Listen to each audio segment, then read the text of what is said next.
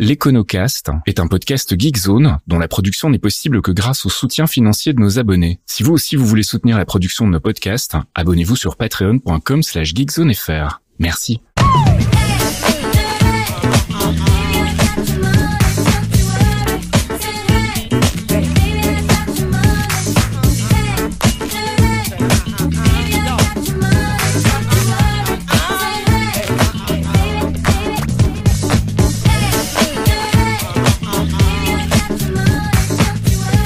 Bonjour Geekzone et bienvenue dans un nouvel épisode de l'Econocast, un épisode normal. Cette fois-ci, on reprend la numérotation. Nous sommes à l'épisode 11 et on va parler cette fois-ci de finances quantitatives. On a eu pas mal de retours sur Discord, mon cher Mickaël, par rapport à tout ça. Il y a des gens que ça intéresse de creuser un petit peu le sujet. Et donc, plutôt que de spammer Discord, on va en faire un épisode de podcast. Voilà, tout à fait. Alors, on commence comme d'habitude par une définition relativement scolaire. Les mathématiques financières, aussi nommées finances quantitatives, sont une branche des mathématiques appliquées ayant pour but la modélisation, la quantification et la compréhension des phénomènes régissant les opérations financières et les marchés. Alors, on va d'abord s'intéresser, au-delà de cette définition un peu scolaire, à quoi sert la finance quantitative, en fait. Je suis tenté de te dire à rien, mais on va faire la critique un petit peu plus tard. Donc oui, la finance quantitative, donc en fait les maths appliquées à la finance, à quoi ça sert essentiellement? D'abord à l'évaluation du risque, bien évidemment les produits financiers, la grande finance implique pas mal de risques liés à différents cours de bourse, à différents phénomènes, et donc les mathématiques vont permettre un petit peu d'apporter une grille de lecture à ces différents risques financiers. Se tenter aussi à des prédictions, on le voit dans d'autres domaines aussi, que ça peut être les paris sportifs ou tout ce qui est un petit peu d'aléatoire, et de tenter des prédictions avec les probabilités, les statistiques. Et puis d'autres usages un peu plus liés, un peu plus modernes, je dirais, des usages technologiques de type automatisation. Et puis on verra aussi peut-être par la suite, de l'algorithmique, voire même parfois on commence un peu à entrevoir des choses côté intelligence artificielle. Alors justement, quel type de maths utilise-t-on en finance? Est-ce que ce sont des maths plutôt statistiques? Est-ce que c'est plutôt des probabilités, plutôt des algorithmes? Les trois, mon capitaine, effectivement. Donc la théorie des probas, le calcul stochastique, les statistiques aussi, puis un petit peu de calcul différentiel et beaucoup d'algorithmique. Peut-être commencer par le plus simple et le plus basique, vraiment, avant d'aller dans les techniques les plus poussées. La base qu'il faut pas oublier, c'est que en finance, on a beaucoup de chiffres, de la simple compta, utiliser Excel, faire des additions, des soustractions, des tableaux, avoir un bon bilan comptable.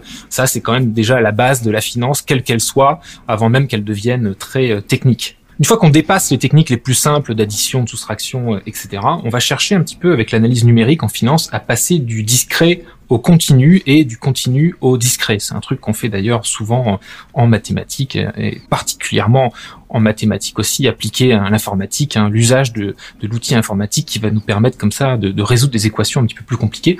On va souvent chercher à passer du discret au continu, etc.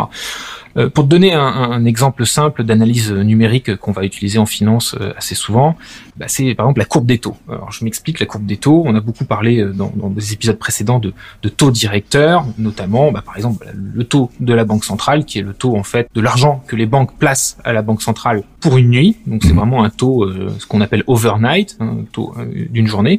Mais de la même manière qu'un État va pouvoir emprunter à horizon 2 ans, à horizon 5 ans, à horizon 10 ans, que nous-mêmes, comme des mortels, on va pouvoir emprunter à 25 ans pour acheter une maison, etc.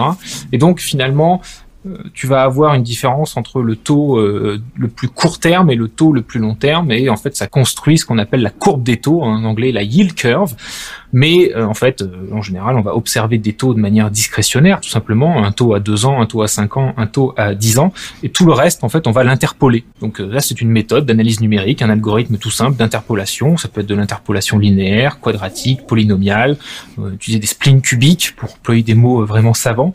Mais voilà, donc modéliser à partir de quelques points de données, un point 2 ans, un point 5 ans, un point 10 ans, pour extrapoler, pour interpoler et obtenir une courbe des taux complètement continue qui permettra de pricer n'importe quel instrument qui aurait besoin de données un petit peu plus granulaires. ce qui permettra aussi de voir un petit peu comment la courbe des taux se comporte quand on va changer un paramètre par rapport au reste.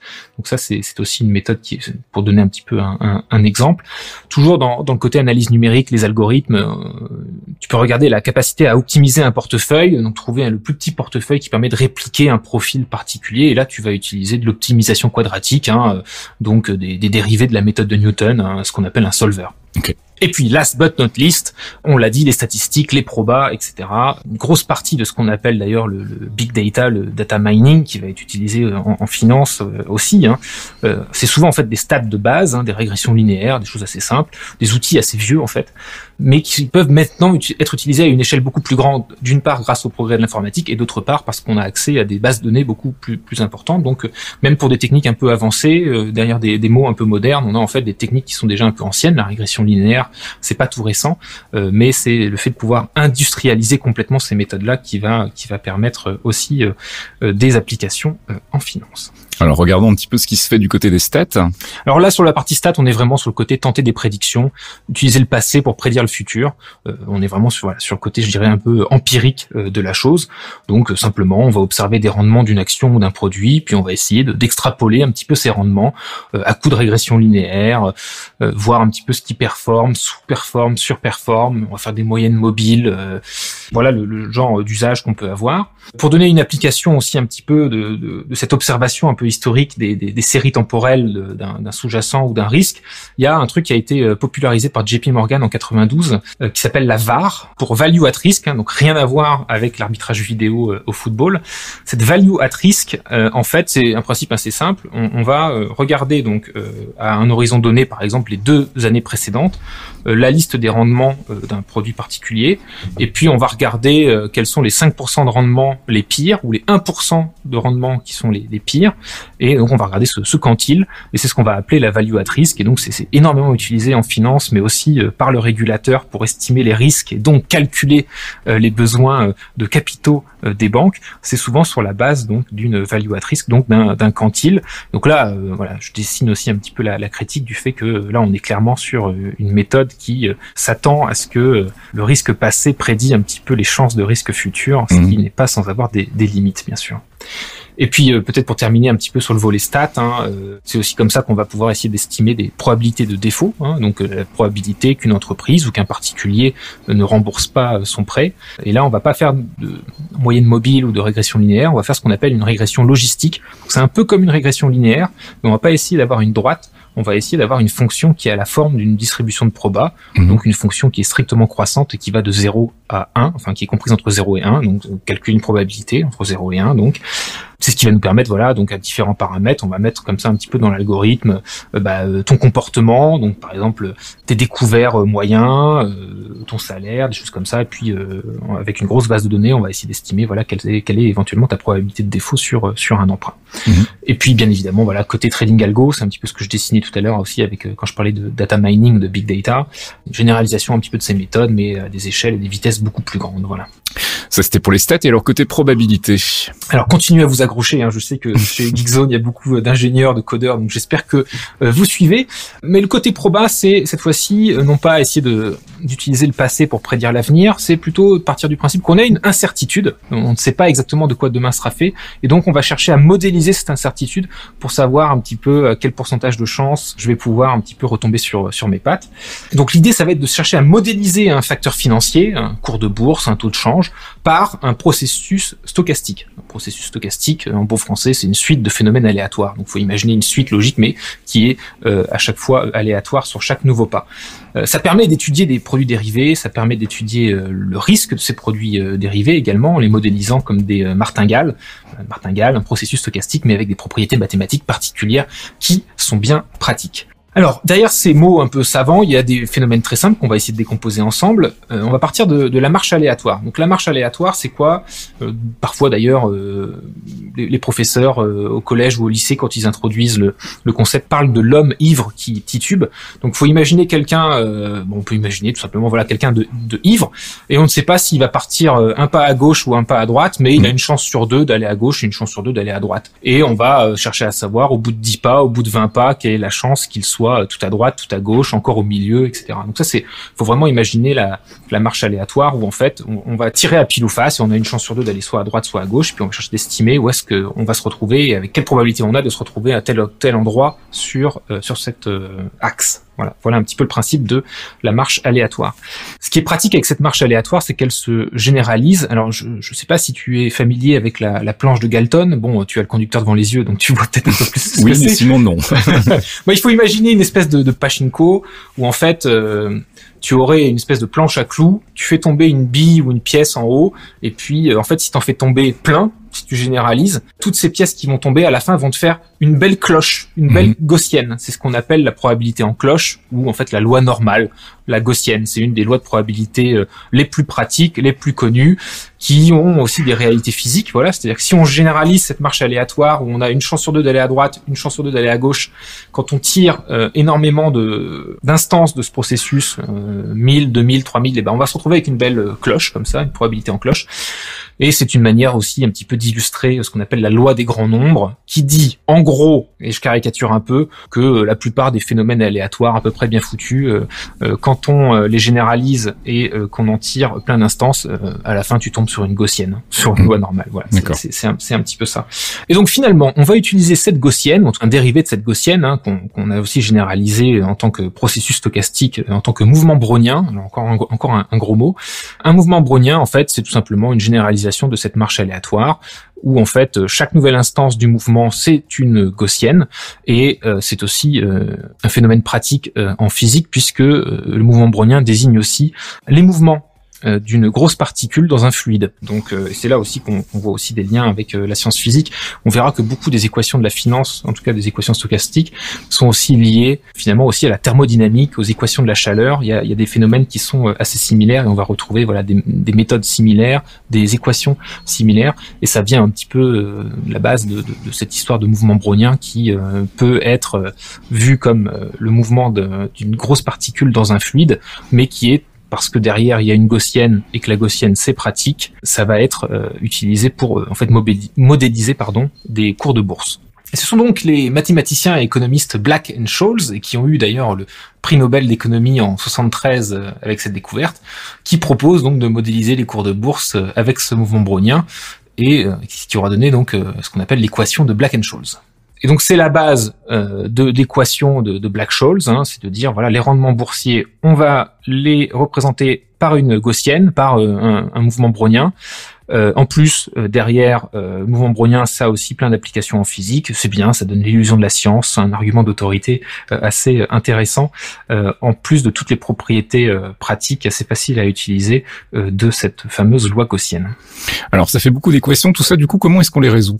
Alors, c'est là qu'est le sel un petit peu du truc. On peut essayer de les résoudre à la main.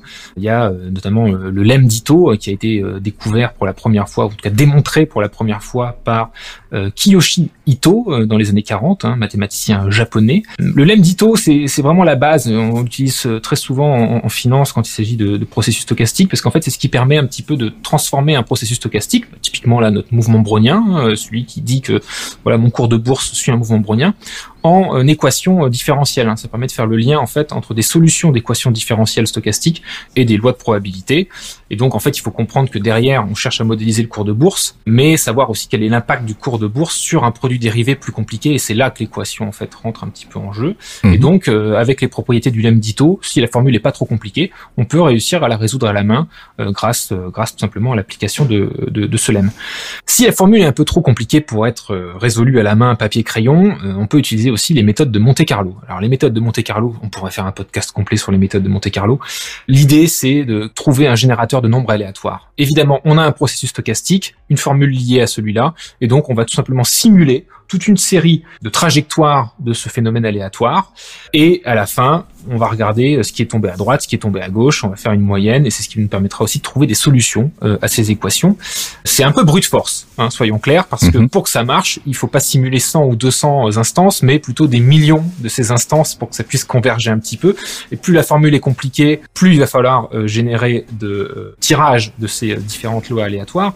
Et les experts en informatique qui nous écoutent savent très bien que modéliser modéliser, enfin d'avoir un hasard parfait en informatique, c'est pas possible. Il faut générer des nombres aléatoires, mais que ces nombres aléatoires sont jamais vraiment aléatoires. C'est quand même une suite déterministe, et donc ça peut poser d'autres problèmes et introduire d'autres erreurs dans les formules. Donc ça dépend aussi beaucoup de la qualité de ton générateur de nombres aléatoires, et ça peut poser quelques problèmes de convergence parfois. Une dernière méthode qui est tout simplement, on l'a dit, avec le lemme d'Ito, on peut passer un petit peu de l'équation dérivée, de l'équation stochastique à ta marche aléatoire.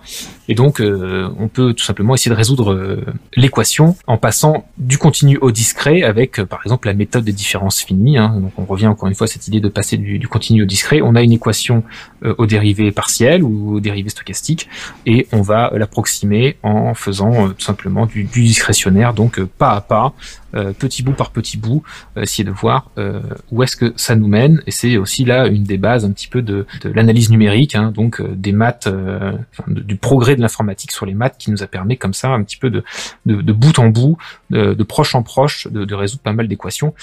Et en général, en fait, il n'y a pas une méthode qui marche seule, et selon le moment de l'équation, selon ce qu'on arrive un petit peu à dériver au papier crayon d'une part, selon ce qu'on arrive ensuite à modéliser avec Monte Carlo d'autre part, ou avec la méthode de différence finie au niveau des équations dérivées partielles, en fait, en général, on va utiliser un petit peu un mélange des trois. Et puis ça marche du coup, alors on peut prédire l'avenir avec ça? Alors ça, je vais quand même te dire, c'est quand même la beauté du truc.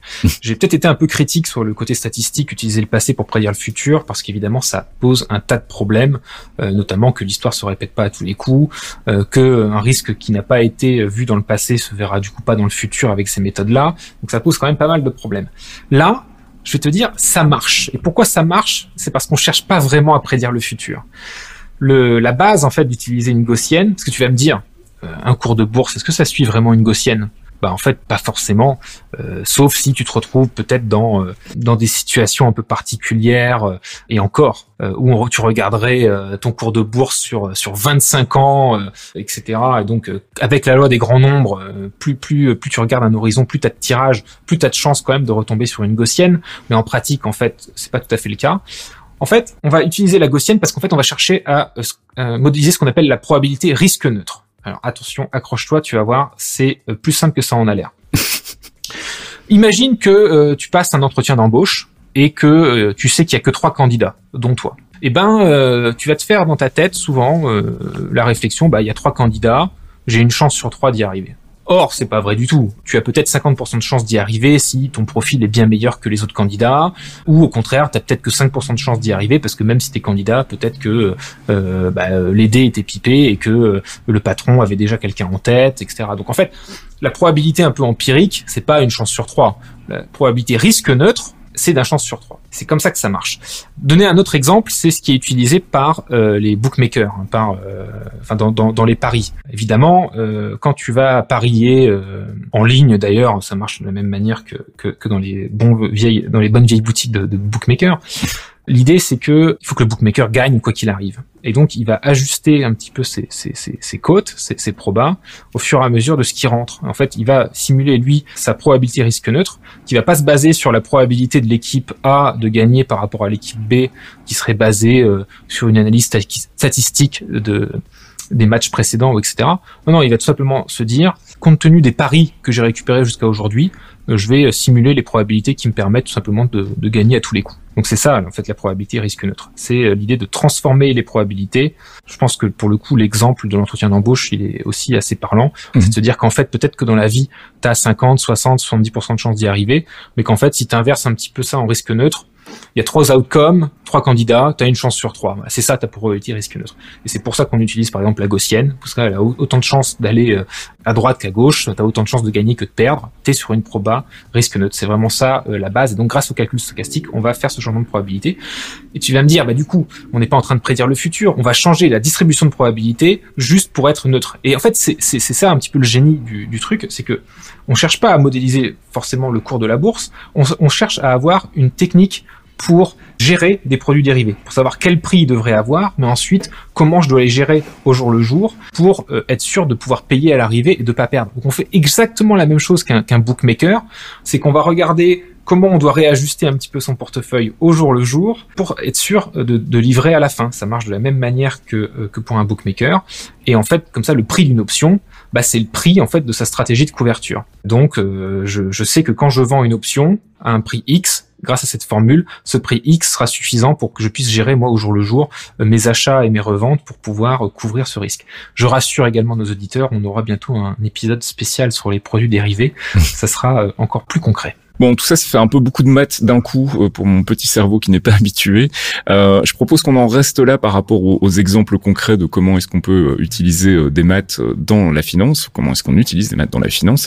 Mais je voudrais quand même qu'on parle d'un sujet qui touche un peu tout le monde. J'ai l'impression que c'est un sujet dont on entend souvent parler et qu'on maîtrise peut-être pas complètement. C'est ce qu'on appelle le trading à haute fréquence. Alors, c'est quoi le trading à haute fréquence? Alors, avant de parler du trading à haute fréquence, il faut d'abord faire une escale par le trading algorithmique. Donc, c'est tout bête. C'est des algos, des bots qui vont prendre des positions. On parle souvent d'ailleurs de trader algo ou de quant algo. C'est des petites stratégies qu'on va backtester, c'est-à-dire on va vérifier que ces stratégies arrivent à gagner en moyenne plus souvent qu'elles ne perdent sur des données historiques. Par exemple, si un cours quelconque a baissé de plus de 2% 3 fois dans la journée, l'algo va se dire je vais acheter une quantité X et puis je vais revendre ça quand ça sera remonté de Y%. Okay. Donc c'est vraiment des petites martingales comme ça, et on va lancer ce bot sur les marchés pour faire ces stratégies-là. Le trading à haute fréquence, c'est un petit peu une généralisation de ça, mais bien évidemment à une vitesse folle, c'est bien l'idée. Les opérateurs virtuels de marché arrivent comme ça à exécuter des opérations en quelques microsecondes, en millisecondes, pour te dire aussi à quel point ça va vite, que c'est une fuite en avant, et c'est peut-être aussi pour ça qu'on en entend parler de plus en plus souvent. C'est que le trading à haute fréquence pouvait en général passer des ordres comme ça, la durée moyenne était encore de 20 millisecondes en 2010, ce qui est déjà très rapide, 20 millisecondes. Elle est passée de nos jours à 0,1 millisecondes. Pour te donner un niveau de comparaison, un battement de cils, c'est 300 millisecondes. Un battement de cils, j'encourage les auditrices et les auditeurs quand même à se faire le truc. Tu fais un battement de cils, c'est très rapide, c'est 300 millisecondes. Les ordres du trading à haute fréquence aujourd'hui passent en 0,1 milliseconde. Okay. Alors évidemment, c'est très rapide, c'est souvent sur des micro-gains, donc pour être rentable, il faut faire ça sur des gros volumes. L'idée, c'est d'aller essayer de faire un arbitrage statistique, en fait, de repérer les petits écarts de cotation, voir si le vendeur A et le vendeur B le vend pas exactement au même prix ou met quelques secondes à se réajuster sur l'autre. Toi, t'es là à l'ordre de la milliseconde ou du dixième de milliseconde et tu vas essayer un petit peu d'opérer cet arbitrage statistique. Et comme pour que ça marche, c'est des micro-gains, mais pour que ça marche, il faut que ce soit sur des gros volumes.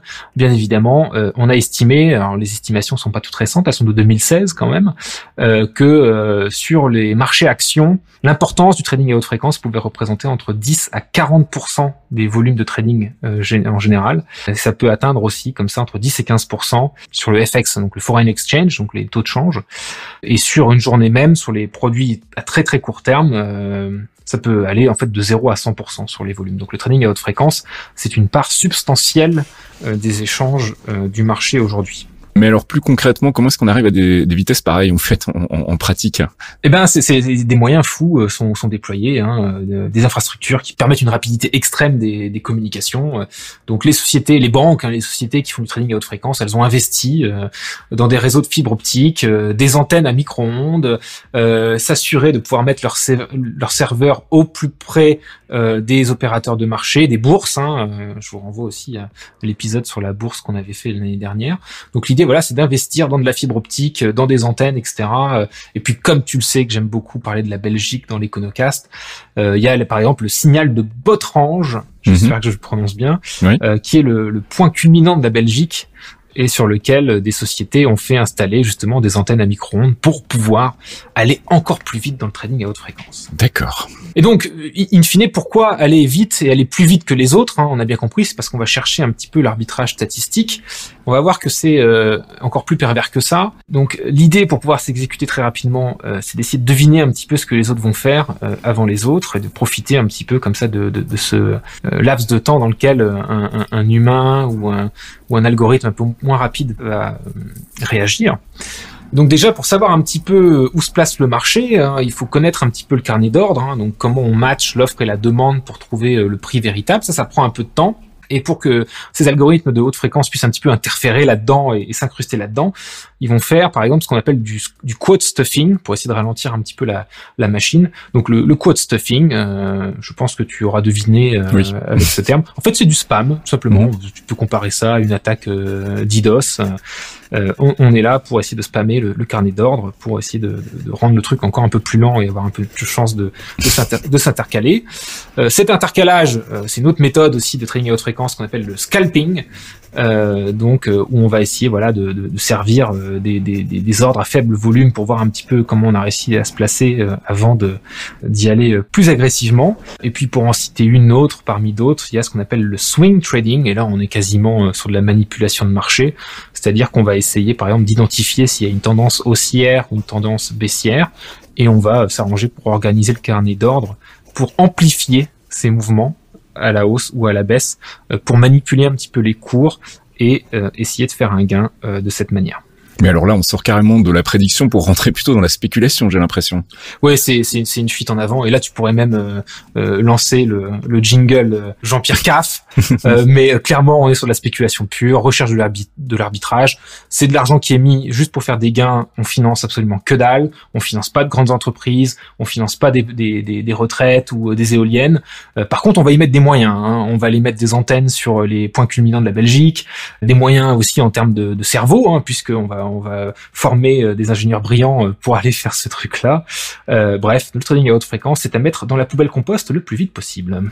Et puis alors, petite question subsidiaire évidemment, parce que c'est la question que tout le monde se pose surtout en ce moment. Est-ce qu'il y a un impact de l'IA qui est ressenti côté justement prédiction et finance, et mathématiques dans les finances?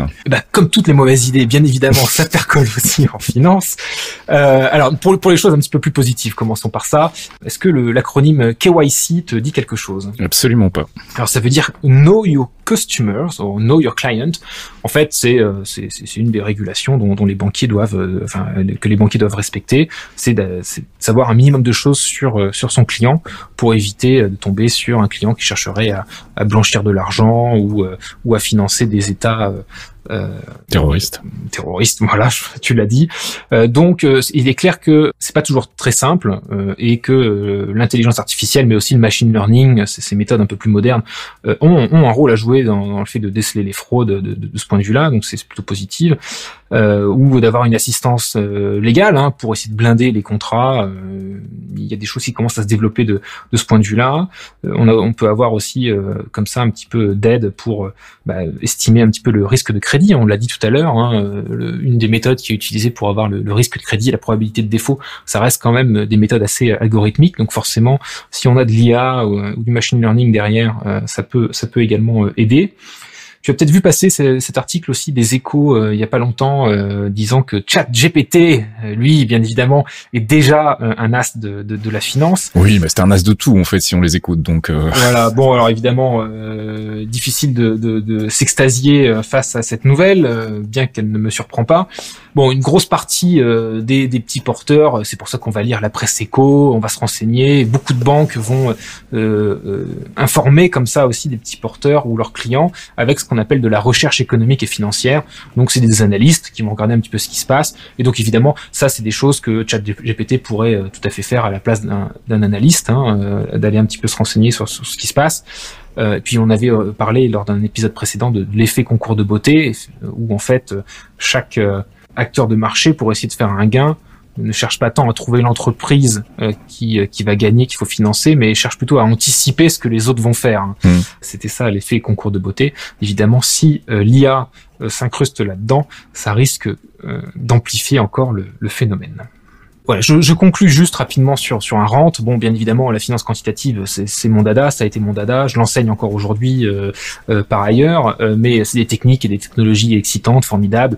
Je tiens quand même à rappeler une chose, c'est que cet argument d'autorité, ces algorithmes, cette fascination un petit peu pour la machine, tend à faire oublier que le boulot du banquier, c'est pas que ça. Le banquier, c'est aussi quelqu'un qui est censé accompagner les entreprises qu'il finance.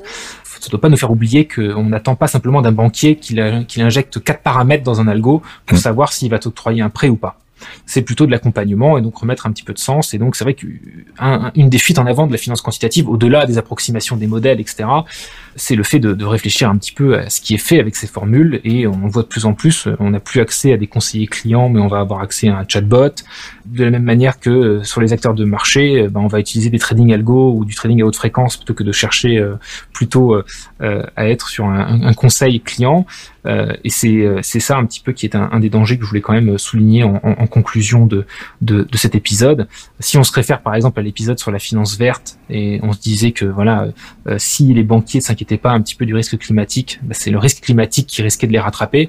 Et on voit que toute cette approche quantitative, elle n'est pas du tout adaptée à anticiper par exemple ce risque climatique, puisque si on ne regarde que le passé pour essayer de prédire le futur, on n'y est pas du tout.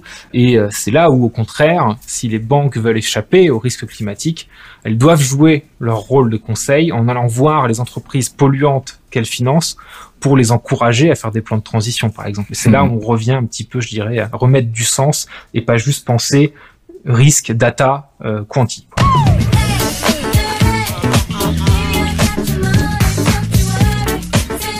Et c'est la fin de ce 11e épisode de l'Econocast. On espère qu'on vous en aura appris un peu plus sur la finance quantitative. On a survolé le sujet. Je pense qu'on y reviendra probablement pour des petites précisions sur certains domaines, surtout si ça vous intéresse. N'hésitez pas à vous manifester dans les commentaires. Et puis, on vous rappelle qu'on vous file quelques recommandations de lecture aussi en parallèle qui seront dans le billet qui accompagne ce podcast. Merci Michael Vincent pour tes éclairages sur la finance quantitative. Merci à toi Faskill, merci à toutes et à tous. Allez, on se retrouve si tout va bien d'ici un mois pour un nouvel épisode.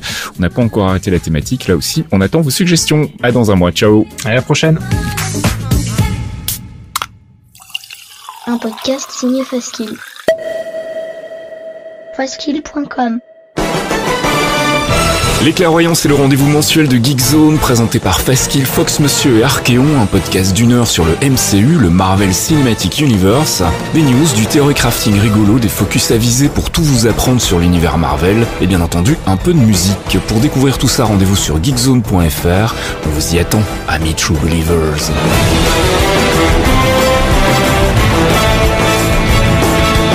Have care how you speak.